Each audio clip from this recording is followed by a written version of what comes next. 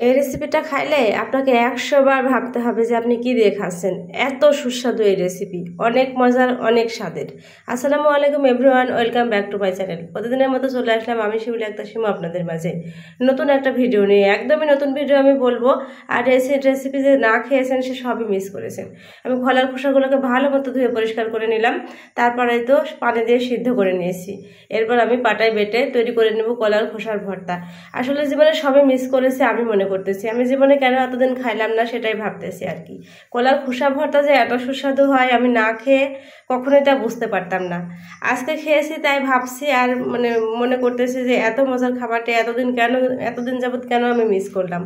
তাই আজকে আমি কলার খোসা ভর্তা করে ফেললাম এবং আপনাদের সঙ্গে সেটা শেয়ার করলাম আর কি। এত মজার হয়েছিল খেতে, আমি বারবার আপনাদের বলে বোঝাতে পারবো না। অবশ্যই আপনাদের কাছে অনুরোধ রইল আমার এই রেসিপি দেখে একবার ট্রাই করে কলার খোসা ভর্তা খেয়ে ফেলবেন। তারপর বুঝতে পারবেন আমার কথার সত্যটা। আমি প্রথমে কিন্তু কলার খোসাগুলোকে সিদ্ধ করে নিয়েছি, শুধু কিন্তু পানি দিয়ে সিদ্ধ করে নিয়েছি। তারপর পাটায় বেটে নিলাম।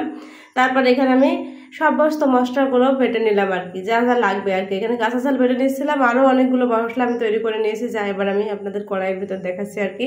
সরষের তেলের ভিতর দিয়ে দিলাম কাঁচা ঝাল বাটা, তারপর দিয়ে দিলাম পেঁয়াজ রসুন বাটা, তারপর দিয়ে দিলাম জিরা ধনিয়া বাটা, তারপর দিয়ে দিলাম এলাচ ফল এক কথায় গরম মশলা বাটা। এক কথায় আমি বলবো আর কি, যা রান্না করতে লাগে গোশে সেগুলো সবই এখানে ইউজ করতে হবে।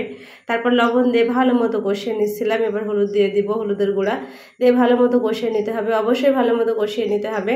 নিয়ে তারপরে ভর্তা দিয়ে তৈরি করতে হবে আর কি। বেটে নিয়ে ভর্তা তৈরি হয়ে গিয়েছে এবং কষিয়ে এটাকে নামিয়ে ফেলতে হবে।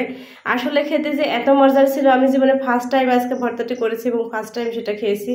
জীবনে ভাবতেই পারিনি যে এত সুস্বাদু হবে। আমি কি দিয়ে ভাত খাইতেছিলাম তা ভাবতে হয়েছে আমাকে অনেকক্ষণ, যেটা আমি কি দিয়ে ভাত খাচ্ছি। আসলে কলার থেকে কলার খোসা স্বাদ অনেকটা দ্বিগুণ, অনেক অনেক বেশি। আমি না খেলে কখনোই বুঝতে পারতাম না, আর না খেয়ে আপনাদেরও কখনো আমি বলতামও না। আমি কোনো রেসিপি এখনও এমন হয় না যে নিজে না তৈরি করে সেটা না খেয়ে আপনাদের বলছি।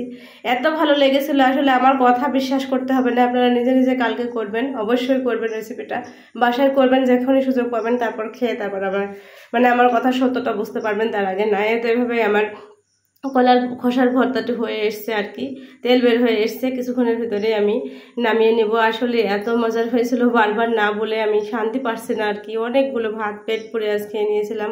সেই মজার সেই স্বাদ আসলে একেই বলে।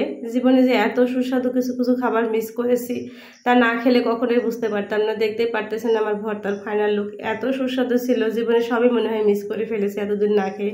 এখন থেকে প্রায়ই এই রেসিপিটা তৈরি করব আর খাবো। আপনাদের অনুরোধ রইল, আপনাদের কাছে বারবার অনুরোধ করছি, আপনারা একবার হলেও এই রেসিপিটা ট্রাই করবেন, অনেক ভালো লাগবে। আজকের ভিডিও এ পর্যন্ত, সবাই ভালো থাকবেন।